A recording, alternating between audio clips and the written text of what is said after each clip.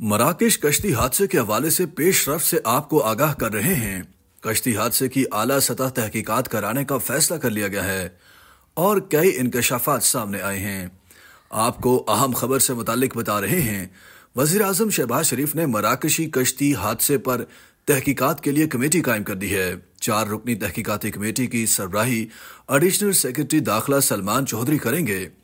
F آئی اے پنجاب کے additional director north Munir مسعود، دفتر خارجہ اور آئی بی کا ایک افسر کمیٹی میں شامل ہے۔ تحقیقاتی کمیٹی کشتی حادثے میں زندہ بچ جانے والے پاکستانیوں سے مراکش میں ملاقات کرے گی۔ کمیٹی پاکستانیوں پر تشدد اور قتل کی تفتیش بھی کرے گی۔ تحقیقاتی کمیٹی کے ارکان 3 سے 4 روز میں مراکش میں قیام کریں گے۔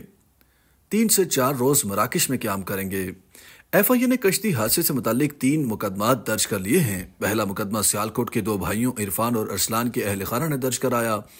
ایف آئی اے کے مطابق مقدمے میں انسانی اسمگلر اصغر کو نامزد کیا گیا۔ ملزم نے عرفان اور ارسلان کو اسپین بھجوانے کے لیے 80 لاکھ روپے بٹورے تھے۔